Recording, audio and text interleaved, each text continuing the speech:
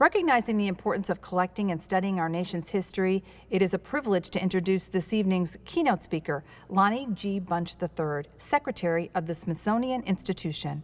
He is the 14th person to be entrusted to oversee the Smithsonian's vast network of museums, libraries, and research centers, which serve as our nation's record keepers, storytellers, and educators. We, of course, have a special connection with the Smithsonian, as the National Society has provided a copy of our proceedings of our annual Continental Congress to the institution for its records since our inception, ensuring that our contributions are properly recorded for posterity. It will be a singular honor to present the compilation of this year's accomplishments given the historic virtual format. Charged with guiding the institution through uncharted territory, Secretary Bunch finds himself in a familiar position. As founding director of the Smithsonian's National Museum of African American History and Culture, he worked for nearly 15 years to transform a grand vision into a bold reality. On the day he started, the museum had no collections, no funding, and no site. And when he departed, the Smithsonian's 19th and newest museum stood on the National Mall next to the Washington Monument. There, the striking 400,000 square foot building houses 40,000 objects that constitute the nation's largest and most comprehensive cultural destination devoted exclusively to exploring, documenting, and showcasing the African American story and its impact on our world. The impact of his work reverberates beyond the museum's walls, felt not only by the more than 6 million people who have visited in person, but by the nation's African American citizens and also for all Americans. This undertaking alone would qualify Secretary Bunch for the DAR History Award Medal, an honor reserved for those whose study and promotion of American history make meaningful advances in our understanding of the past. But he has done so much more.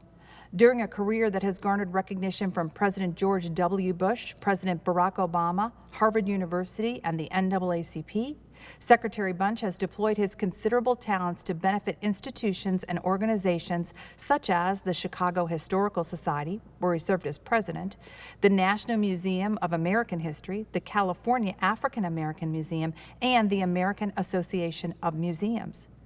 Over and over again, his work has proven that the African American experience is not separate from the overarching historical narrative of our nation, but an indivisible part of the whole. The better we understand it, the better we understand ourselves. It is an honor to present the DAR History Award Medal to Secretary Lonnie Bunch as a symbol of the DAR's everlasting gratitude and admiration for his remarkable body of work. I am honored to be here among a group that shares my love for history. It means a lot to receive this award from you. In 1976, I was asked to help a professor research a book on family histories in America. One of the places I went to do research was the Daughters of the American Revolution. At the time, there was not yet widespread recognition for African Americans who participated in the Revolution, or for people of color who can trace their lineage back to the Revolution. Today, I think of how far our field has come and how this organization continues to enrich our understanding of who those revolutionaries were and the family histories that we now know and that we now celebrate. One of the things I have always relished as a historian is to watch our field continue to learn. In my lifetime, I've been gratified by the growing recognition that the American story is more complex and more colorful than we've ever given it credit for. We know we have so much farther to go, but that's exactly why it's so important that the DAR has dedicated this evening and other forums to telling a more inclusive version of history, to represent more fully all those who built this country, thanks to new research and new interests.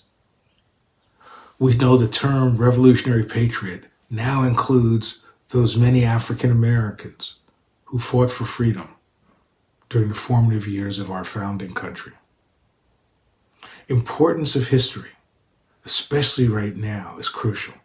Today, we are still fighting to ensure that the blessings of liberty that our founders promised, we find ourselves battling what I've been thinking of as dual pandemics, the realities of COVID-19 and the illness of a deep-rooted racism, always present in our society and now so tragically brought to the fore.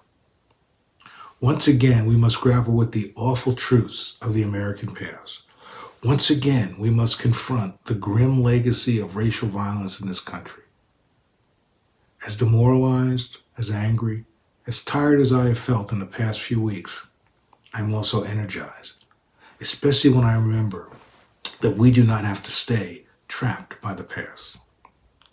As surely as our reality today is informed by our history, the choices that we make now can help us craft a better future, but only if we hold ourselves collectively accountable.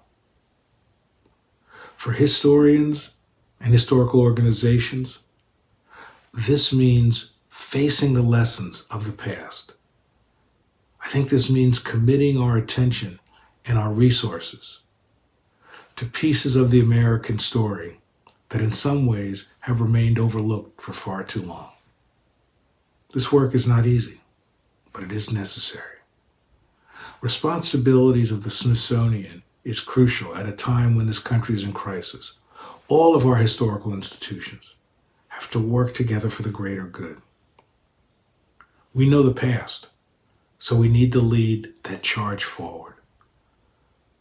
When my colleagues and I were building the National Museum of African American History and Culture, the great scholar John Hope Franklin repeated a mantra that has always stuck with me. He reminded us that it's the job of good cultural and historical organizations to tell the unvarnished truth.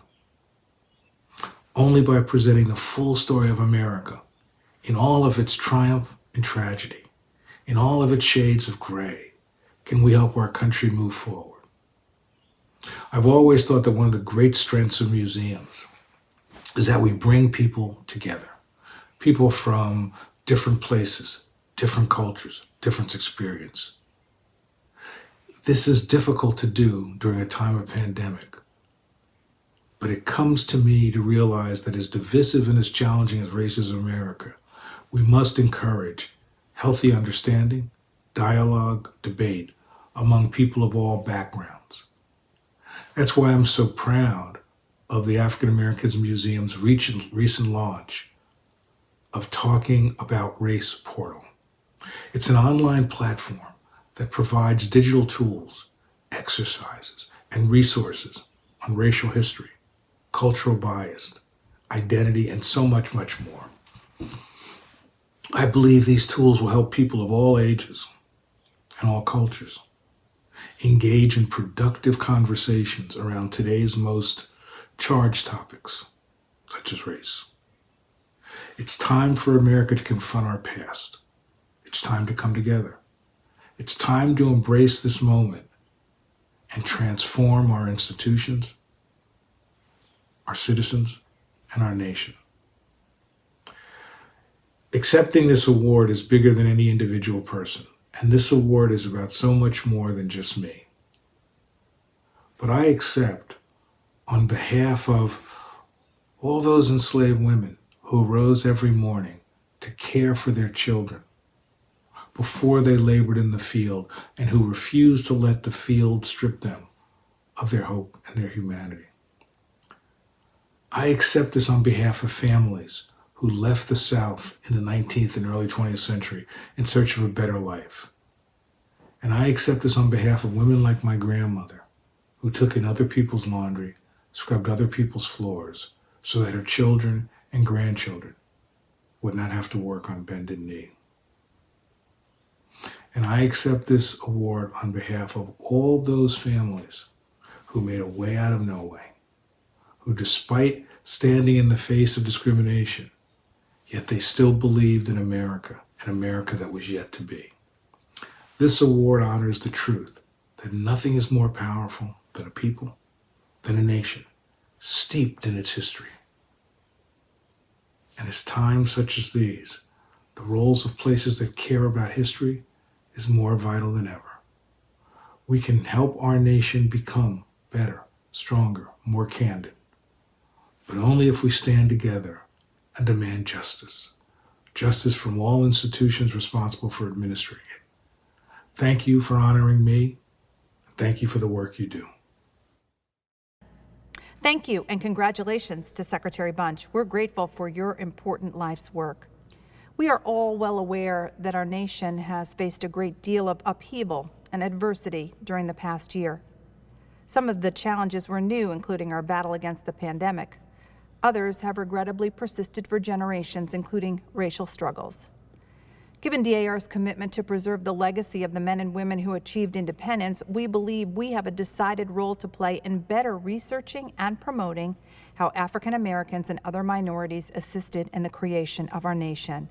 I am therefore pleased this evening to announce a new educational initiative to bolster that body of knowledge as DAR begins planning to fund the historical research of a scholar in the field of colonial and Revolutionary War era American history, with particular focus on the African American experience. We believe this is a particularly important topic as we approach the 250th anniversary of the United States, when we want to ensure that the contributions of African Americans are fully appreciated. We will seek the expertise of historians and educators of African American studies for guidance as we develop the details of this important project. One goal is to share new scholarship on the topic through our public resources in order to advance the field of study, but also advance public knowledge. Another goal is to welcome the descendants of these Americans into DAR membership. I look forward to sharing more about this initiative as it takes form.